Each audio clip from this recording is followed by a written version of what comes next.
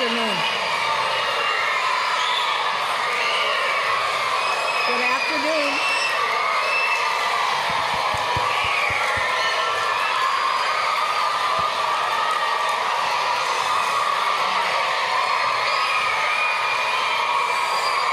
Good afternoon.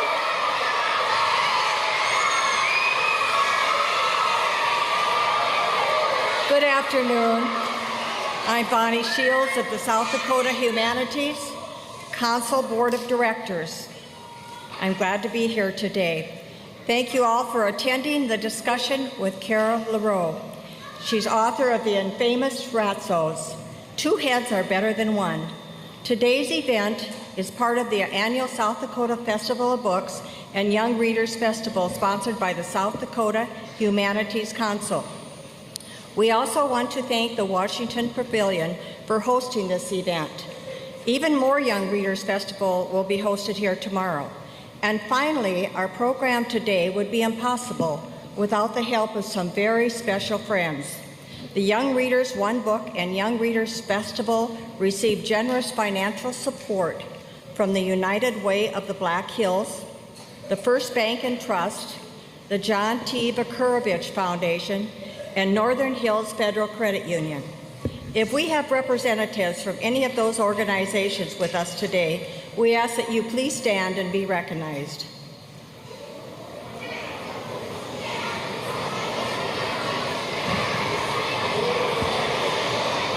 Okay.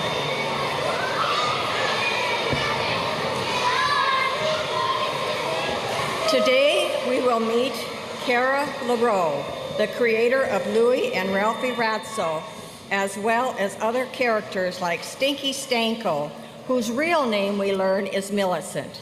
Kara is the author of many books, including Ugly Fish Otto, The Boy Who Loved Cars, and No Slurping, No Burping, A Tale of Table Manners. Her latest book series, written for middle school readers, is titled The Unintentional Adventures of the Bland Sisters. Kara is more than just a writer, though.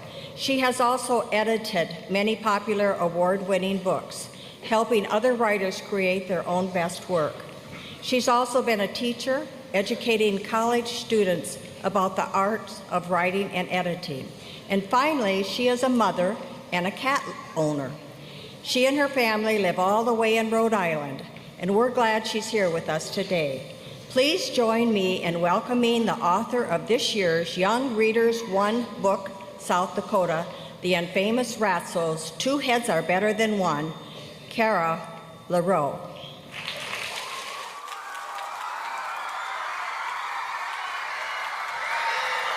Thank you.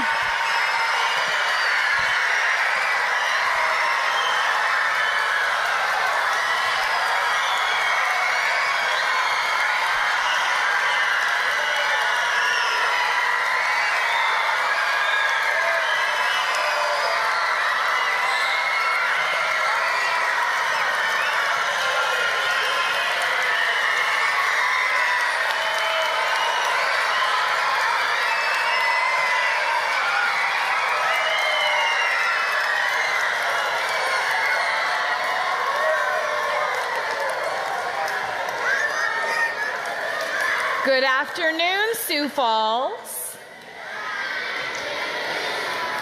Oh, I don't know. You guys don't seem ready. I'm gonna try again. I'm gonna count to 3. 1, 2, 3.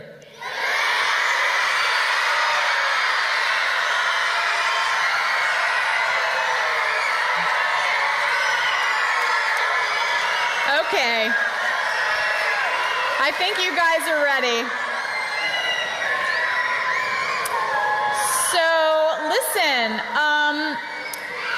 I don't know about you guys, but when I was growing up, and even now, people have told me that my name is hard to spell and hard to pronounce. So I brought this handy guide with me, and as you can see, my name is pronounced Kara LaReau. If I count to 3, I'd like you to say it back to me. 1, 2, 3. Oh, Oh, yes, that is music to my ears. Nicely done. So my name is Kara LaReau. I write all kinds of books for all kinds of kids.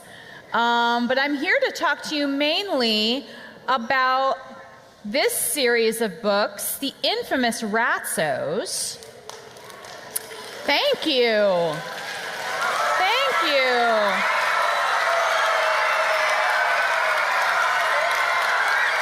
What can I say? Okay, listen.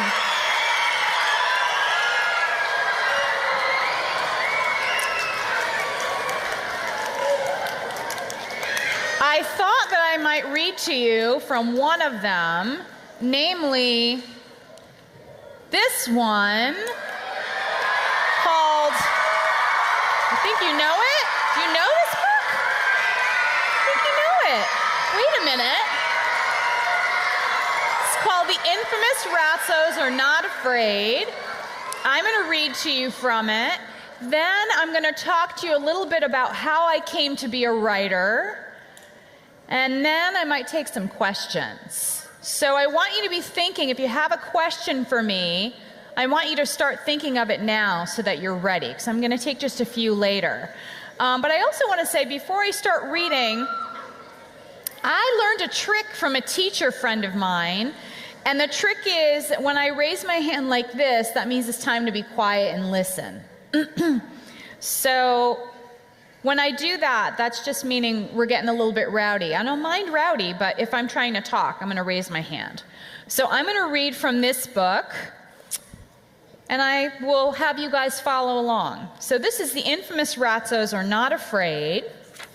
It's written by me, Kara LaReau. It's illustrated by my good friend Matt Myers.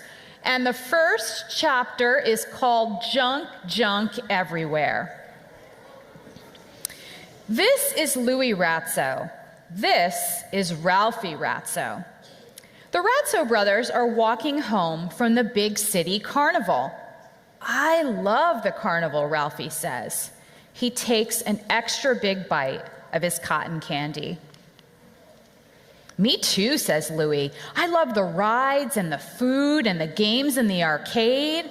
The arcade games are my favorite, Ralphie says. I love the ring toss and the whack-a-mole and the rope climb and the fortune teller and the high striker and the prizes. There's only one thing I don't love about the carnival, Louis says. The fact that it only happens once a year. I wish we could go there every day. When the Ratzos reach their neighborhood, they walk extra fast as they pass the haunted house. That's what all the kids in the neighborhood call the rundown house on the corner. They say a ghost lives there who only comes out at night. Louis always gets goosebumps when he walks past the haunted house. He doesn't tell Ralphie this.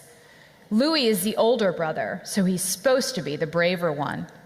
Whoa, that's a lot of junk, Ralphie says. He points to the lot next to the haunted house. Louis has never really noticed the lot because he's too busy trying to hide his goosebumps. But if there's one thing the Ratzos love, it's junk, especially someone else's old junk. And this lot is full of it. Before the Ratzos know it, they are rummaging through the junk piles. And before Louis Ratzo knows it, his brain is working on something. I know that look, Ralphie says. You have an idea.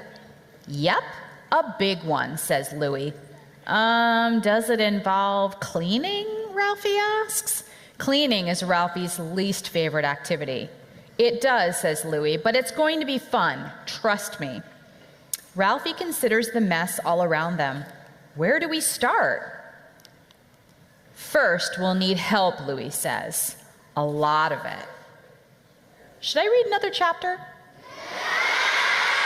All right. Okay, one more chapter. Chapter 2 is called Fun Time. When we're done cleaning, I think we should build a clubhouse, suggests Tiny Crawley. I think we should plant a garden, says Fluffy Rubitsky, with lettuce and carrots and cucumbers. We should bring a bunch of tents and sleeping bags here and camp out. We can make s'mores, says Chad Badgerton. All of those are good ideas, says Louis Ratso, but I have a great idea. We're going to turn this into the Big City Fun Time Arcade. What's an arcade? Fluffy asks. It's where you play video games, Tiny explains. Are we going to play video games here? Not video games, Louis explains. This arcade will have carnival games. Like the arcade at the Big City Carnival, Ralphie asks. Yep, but the Big City Carnival only comes around once a year, Louis reminds them. The Big City Funtime Arcade will be around all year long. How are we going to turn this into an arcade? Chad asks. I have it all planned out, Louis says. We'll make the games using some of this junk, and we'll clear out the rest. We'll have an entrance where we'll sell tickets. And we have to have prizes, lots of prizes, Ralphie says. I figure we can give away our old toys, Louis says. When we make enough money from the tickets, we can buy better stuff. I have lots of old toys at home, says Tiny. Me too, says Fluffy. Excellent. Okay, back to work, team, shouts Louis. First we clean, then we build, then we play. What about all the old furniture over there? Chad says. He points to the pile of junk closest to the haunted house. Just looking in the direction of the haunted house gives Louis a wave of goosebumps. He pretends to consult his plans extra carefully. You take care of it, Chad, Louis says. Why don't you take care of it? Chad asks. I'm supervising, Louis says. I thought we were supposed to be a team, Chad says. Or maybe you're afraid to go over there? I'm not afraid, says Louis. I just have a lot of work to oversee. Chad's stomach growls. We'd better be done soon. It's almost dinner time, he says. The Ratsos used to think Chad was mean until they realized he gets cranky when he's hungry, which is almost all the time. Never fear, says Ralphie. I brought emergency snacks for Chad. As Chad eats and cleans, Louis glances up at the house. He swears he sees something white move behind one of the boarded up windows. Louis shivers. Did he just see a ghost? And that's it for now, you guys. Did you like that? Okay. Oh, okay. Listen, we need some time so I can talk to you a little bit. So what I'm going to do now is I'm going to talk to you about how I became a writer. And like I said, I'm going to talk to you for a little bit, and then I'm going to get to a point where I'm going to get really sick of hearing myself talk. And when that time happens, I'm going to want to take some questions. So like I said, be thinking of a question you might want to ask me, because I love questions. So I'm going to talk to you about how I came to be a writer. In order to do that, I need to start at the beginning. And if I'm going to start at the beginning, I'm going to have to go back in time. Do you guys want to go back in time with me? Okay. If we're going to go back in time, we all need to close our eyes, and then are you closing your eyes? All right. So let's count to 3. 1, 2, 3.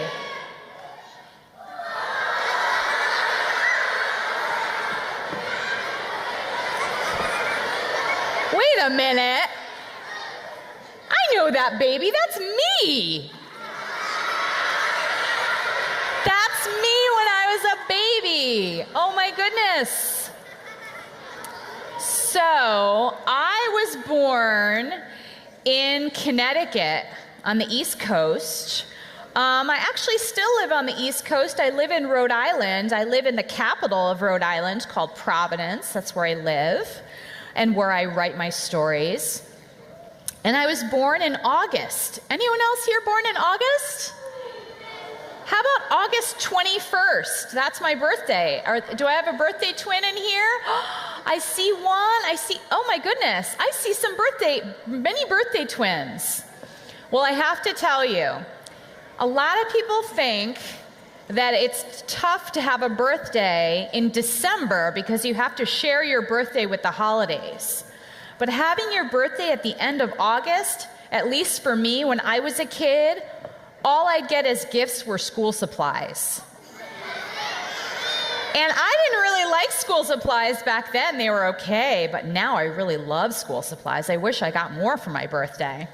Anyway, I was lucky in a lot of other ways when I was growing up. For instance, my parents, these are my parents with me. They were really supportive and they were encouraging.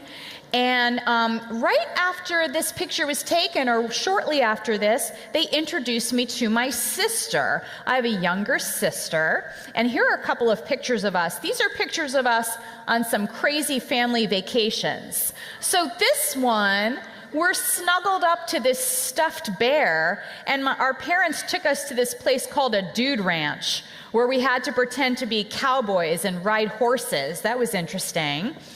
And then this one was taken on our first trip to Disney World, and I think it was maybe my dad's first experience holding a camera, because he kind of got his fingers in front of the lens there.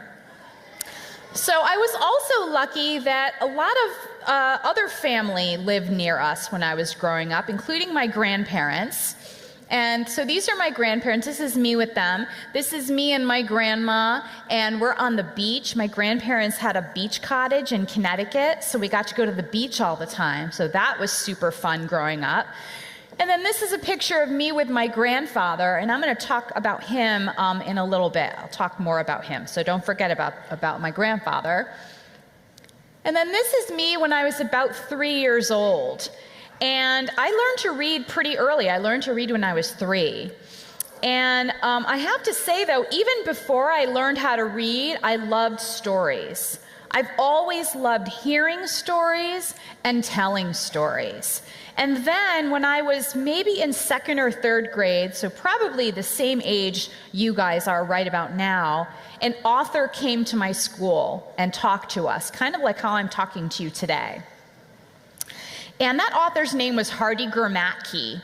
And he not only wrote picture books, but he also illustrated them. And he was best known for, this picture book called Little Toot, which is about this cute little tugboat. So he came to the school and he talked about how he wrote and illustrated, and he drew some amazing pictures for us. But what I got out of the visit was that I realized that Hardy Grammatke got paid to tell stories.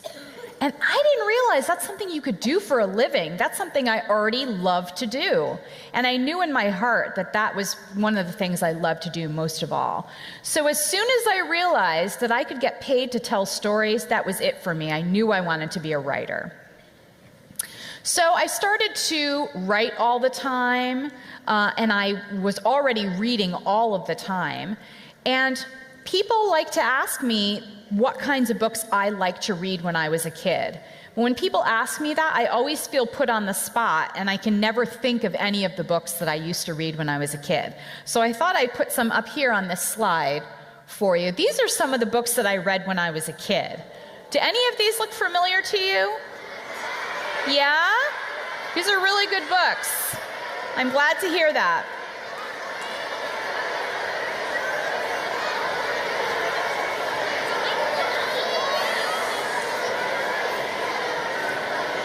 So you can see that I liked books that were funny, and I liked books that were about funny and smart and snarky kids, because that's kind of what I considered myself to be.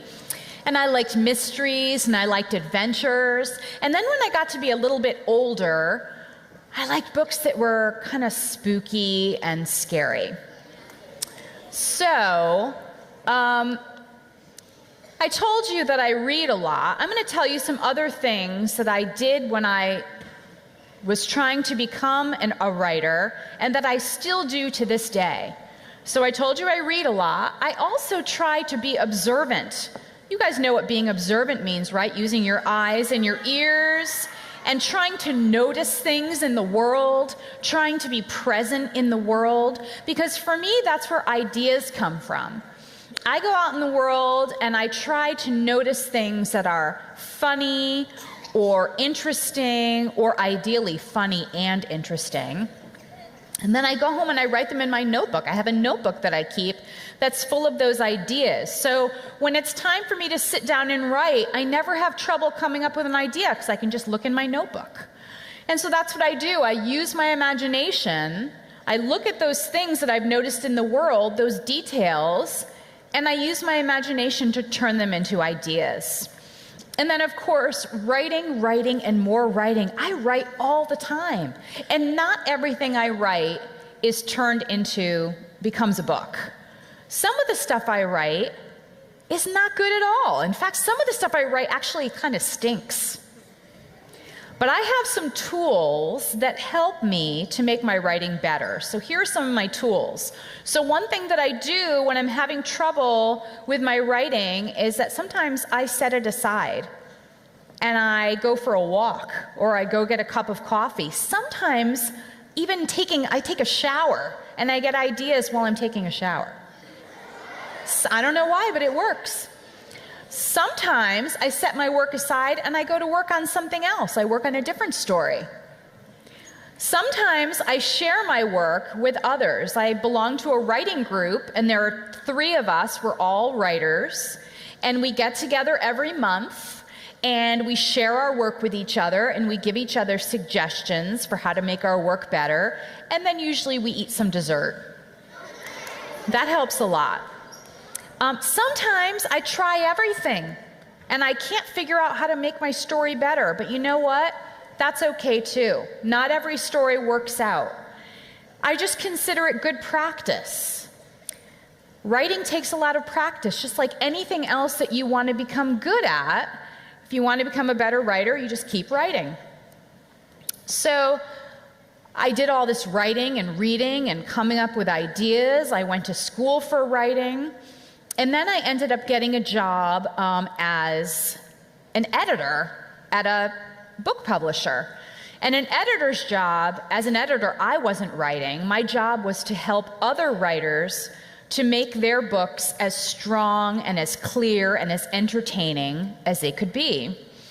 And so here are some of the books that I worked on when I was an editor. Do you guys recognize any of these? Yeah. I bet you do. Yeah. Yeah.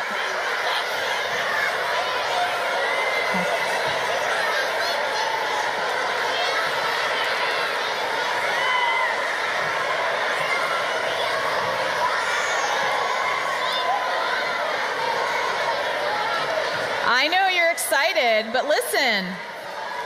I want you to imagine if you're that excited, imagine how excited I was to work with these authors every day.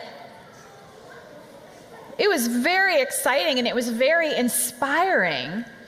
And it made me start to think, maybe I could write a story for kids too. Maybe I could try.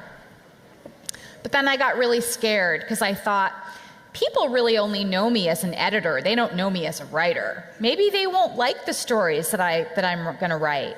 Maybe they don't want to see me as a writer. But then I realized that the most important thing for a writer or any kind of creative person is taking risks. And when I say taking risks, of course, I don't mean putting yourself in danger. I mean making yourself vulnerable and taking your stories to unexpected places. So that's what I decided to do. I was going to take a risk. So I started writing these picture books. They just kept coming to me, these ideas, and I was writing them down. And I sent them out to a bunch of publishers. And it turned out that they liked them, and they ended up wanting to turn them into books. So here are some of the books that I published. These are some of the first books that I published. You guys know any of these? I'll tell you about them. I'm going to tell you about them. So this one up here is called Ugly Fish. It's one of my favorites. It's about this guy. His name is Ugly Fish because, as you can see, he is ugly. But he's also ugly on the inside. He doesn't want to share his fish tank with the other fish. And then there's this one, Otto, the boy who loved cars. And do any of you out here love cars? How about, do any of you out here love something so much that that's all you want to do, whether it's a TV show or a video game, or maybe you like horses or something, right? I bet. So this story, Otto, was inspired by my husband, because my husband is obsessed with cars. He talks about cars all the time. And so I wrote this story about this boy, Otto, and he loves cars so much that one morning he wakes up and he's turned into a car. And he has to live as a car, and he realizes it's not maybe as fun as it is to be a boy. And so then there's this one, Rabbit and Squirrel, which is about a rabbit and a squirrel, and they live in a garden together, but they don't seem to be able to share. And then this one down here, Mr. Prickles, is about this guy. Mr. Prickles is a porcupine, and he's very lonely because no one seems to want to get close to him for obvious reasons. And then this one in the middle, No Slurping, No Burping, A Tale of Table Manners. Do you guys have good table manners? Oh, wait a minute. I'm hearing some mixed response. You guys might like this book, and this was really fun for me to write. This one came about in an interesting way.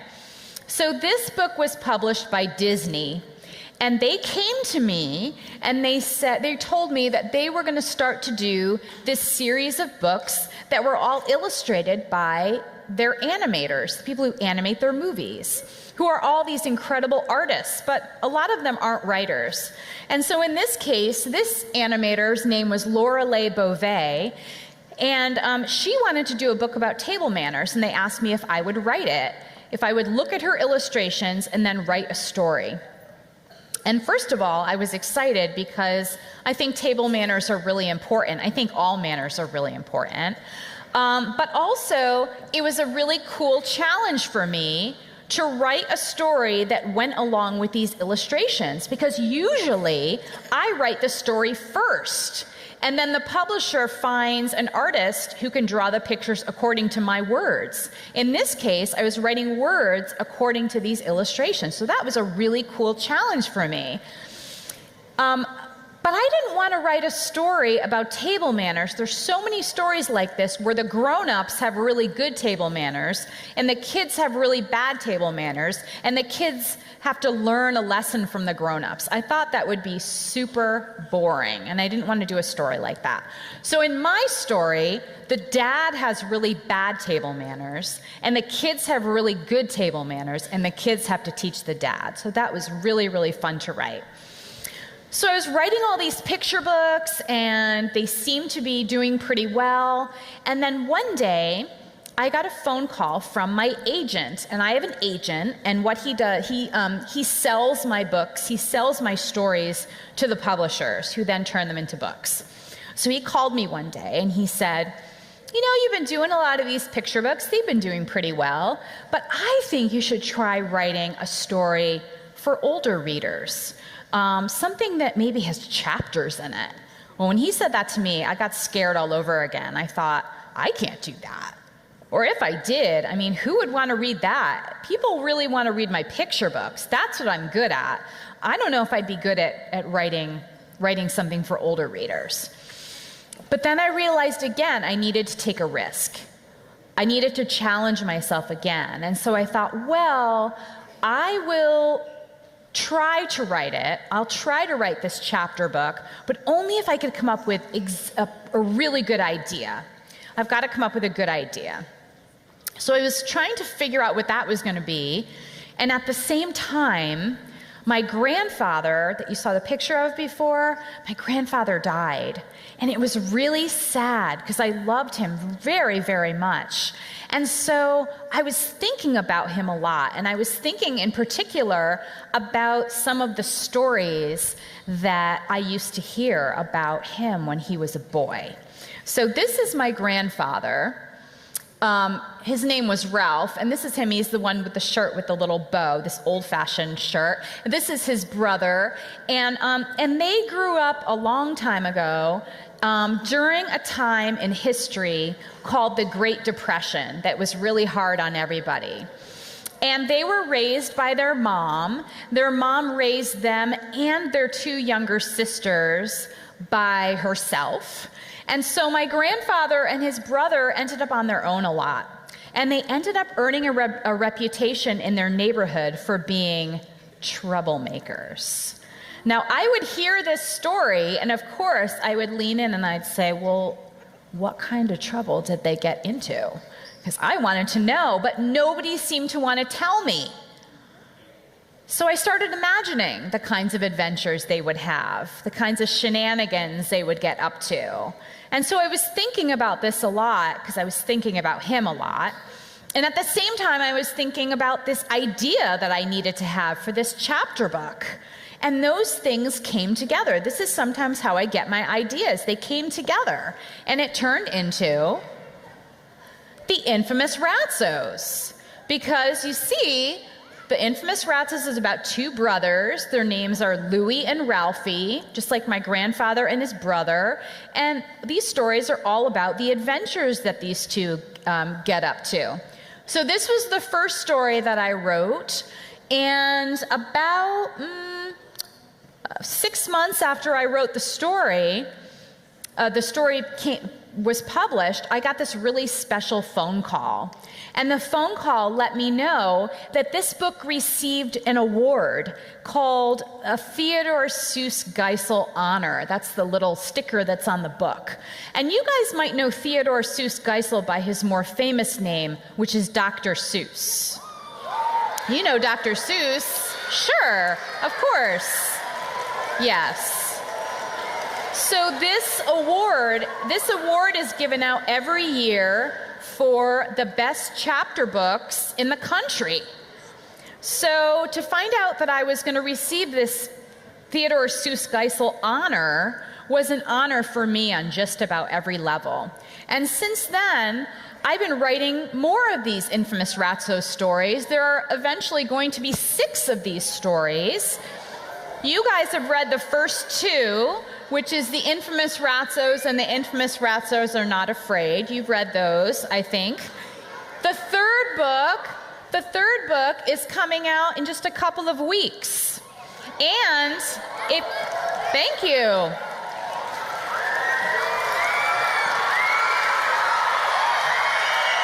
Well, all right, okay. And if we have time, listen, if we have time at the end, I'm going to give you a sneak peek of that book. The fourth book, I've already written the 4th book. I wrote it this summer. I can't tell you much about it because I like to keep my stories a secret, but I can tell you it has something to do with camping. So if you like camping, even if you don't like camping, you might like this story because it's funny. The 5th book, I have a really funny story for you. The 5th book, I'm supposed to deliver very soon. And yesterday, I was traveling here from Rhode Island, and I had a big delay at the airport. I ended up being stuck at the airport for 8 hours, which is a crazy story. But while I was stuck at the airport, I had my laptop with me, and I wrote the entire first draft of the 5th book. So I'm pretty excited about that one. And then the 6th book, I think I know what it's going to be about, but I haven't written it yet. I've still got to write that one. And then on top of that, I have this other series of books that I've been working on. And this is a series of books for even older readers. I challenged myself again, and I wrote for even older readers. And this series is called The Unintentional Adventures of the Bland Sisters. And it's about these 2 kids who are named Jaundice and Kale. And they are the two most boring kids in the world. So their favorite thing to eat is cheese sandwiches on stale bread. And their favorite thing to drink is flat soda. And the only book that they read is the dictionary. So you can imagine what happens when these two kids get pulled into these really exciting adventures. So in this book, the first one, the Jolly Regina, they are kidnapped by a crew of really nasty lady pirates. And then in this book, the Uncanny Express, they end up on a train and they have to solve a mystery. Do you guys like mysteries? Yeah. I like mysteries too. I told you that that's one of the kinds of books I loved to read when I was a kid. So it was like a real treat for me to actually write a mystery myself. And then there's a third book that I've already finished, and that book comes out in January. And then on top of all of that, I've got all these other books that I'm working on. So this one here is a new picture book. It's the first picture book I've written in a while. It came out a couple months ago. It's called Goodnight Little Monsters, and it's it's a bedtime story. Most bedtime stories have cute and cuddly animals in them. I didn't want to write a bedtime story like that, so mine has monsters in it. And then I'm working on another picture book right now. I'm working on a new chapter book series. There are going to be 3 books in that series. And I just finished writing another picture book that I sent to my writing group, and I can't wait to hear what they think of it. So I'm writing all the time. I'm coming up with new ideas all the time. And I'm challenging myself all the time. Like I said, being a writer, being a creative person is all about taking risks. Now, you guys have read the infamous Ratzos Are Not Afraid. So you know that the story, one of the things that the story talks about is how there are a lot of different ways to be brave. Louis and Ralphie learn that being brave is not just about being a hero. Being brave is not just about going up to a haunted house, a house you think is haunted, and ringing the doorbell. Being brave can be sticking up for someone who's being picked on. Being brave is also about challenging yourself in life. And so not too long ago, because I'm interested in being brave and because I've been taking risks in my own life, I read this book, a book for grown-ups, and I learned something about the word courage. And this is what I learned. That courage, in the book, it said courage is a heart word. And what that means is pretty literal, that the original definition of courage, the word courage, the word cor, the part of the word that's cor, is actually from the word cor, which is the Latin word for heart. So courage, the original meaning of the word courage, was not about being a hero. The original definition was to speak one's mind by telling all one's heart. And that really spoke to me because that is what I try to do every day with my writing.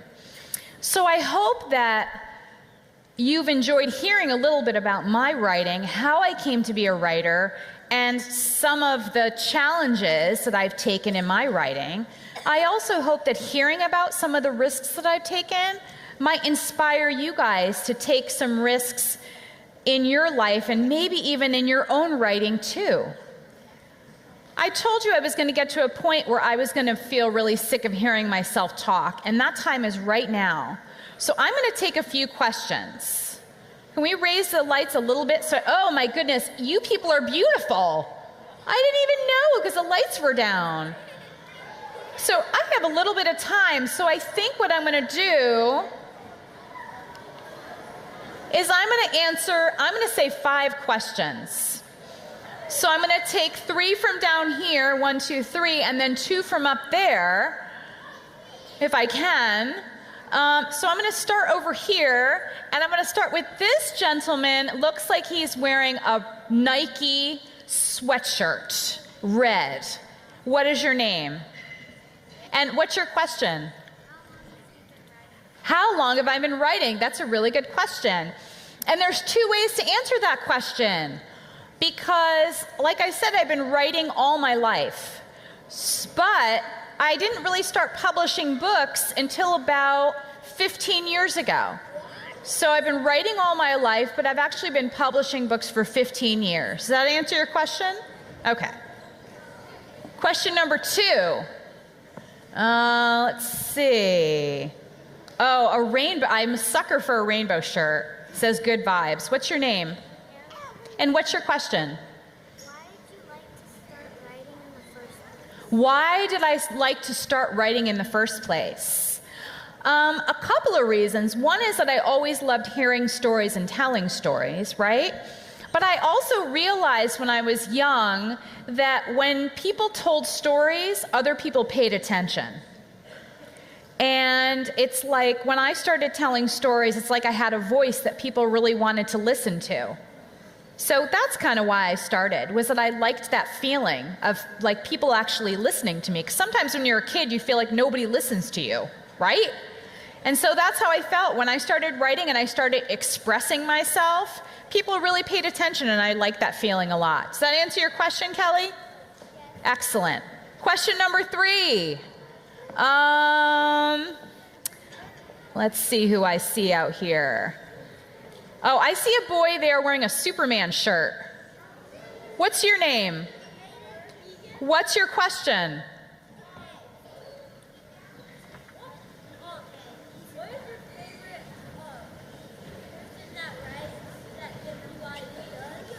What's my favorite person that what? Oh, my favorite person that gives me ideas? That's super easy. It changes all the time, my favorite person who gives me ideas. Right now, it's my son. My son is 5 years old, and he's super fun to be around. He's really cool and fun, and he gives me lots of ideas. In fact, this new picture book that I'm working on is about him. He inspired me. Does that answer your question? Okay, so we're gonna go up here. I don't know how I'm gonna do this, but I'm gonna get a couple of questions. I see a boy in the front row wearing a bright orange t-shirt.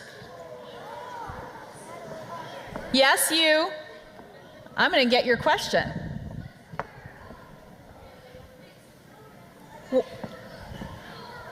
What's my what? What's my next book called? Do I give that away? I think I will. Only if you guys can keep a secret. Can you keep a secret? Okay. Okay. All right. I'm going to tell you the title of the first book in my next new chapter book series. So the series is going to be about a girl and a boy who are best friends, and one day they find a cat, and the cat may or may not be a zombie. Yes. I know. It's exciting. And the name of the first story, this is going to be 3 books in this series, the name of the first story in that series is called Rise of Zombert. Rise of Zombert. That's what it's called. So look out for that. All right, I'm coming over here.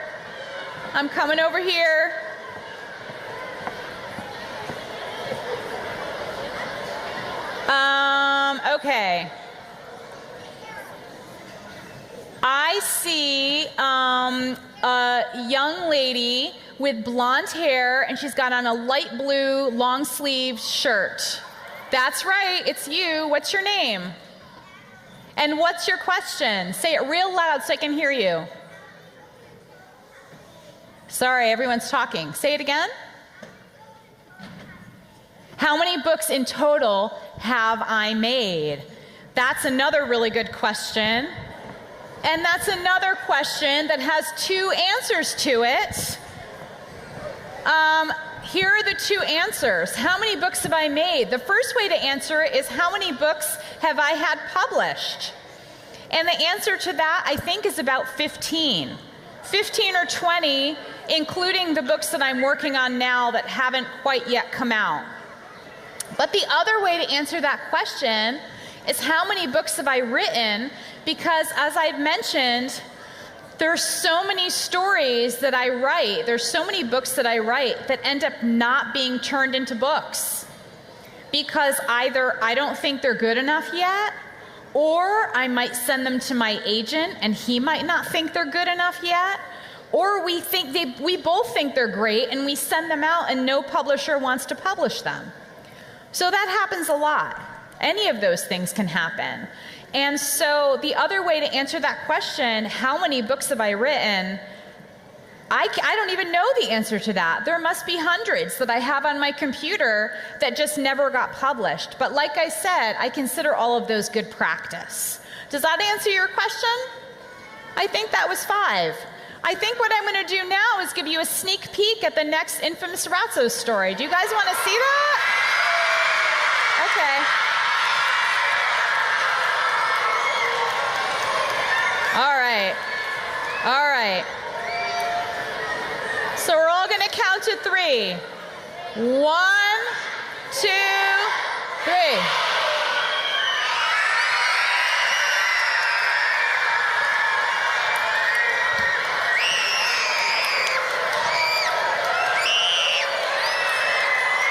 Okay.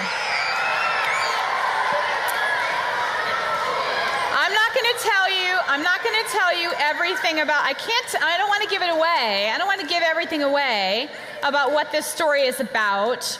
But I think that one thing about book covers, they say you can't tell a book by its cover, but you can tell a couple things about its cover. So let's see what we can figure out by this cover. So you see Louie and Ralphie on the cover. Does Ralphie look happy? No. So it looks like the Ratso brothers might have some trouble. They might be having some trouble. And then this area behind them is very green. This kind of looks like a park, doesn't it? So it seems like some of the story might take place outside in this park. And then, I don't know if you see in the distance, there are these 2 characters here. One of them is the rabbit that is actually Louie and Ralphie's friend. Her name is Fluffy Rabitsky. So she's in the story, and she's holding a watering can, so she might be doing some gardening. So there might be some gardening in the story. And then she's standing next to this character that has not been in any of the other books. This is a new character, and his name is Chuck Wood. And Chuck Wood he's kind of a jock. And he's actually a baseball player. He's dressed in a baseball uniform, so there might be some baseball in this book too. So this book is called Infamous Ratso's Project Fluffy, and it comes out on October 16th. So maybe you guys will check it out. So listen, I want to say a couple things to you before I go. And the first thing is that I want to thank you so much for coming today and listening to me and asking such excellent questions. And I also want to thank you for reading my books, because you inspire me to keep writing. When I write, I always think about the kids who will read my books, but I don't always get to see them. So to come here and to see you all here and that you are all reading my books is very, very inspiring to me. The other 2 things I want to say 2 other things. One is keep reading. It's so important. And it's so much fun. And the other is that I hope that you guys will take some risks in your life and challenge yourselves. You think you can do that? All right, that's all I need to know. My work here is done. Thank you so much.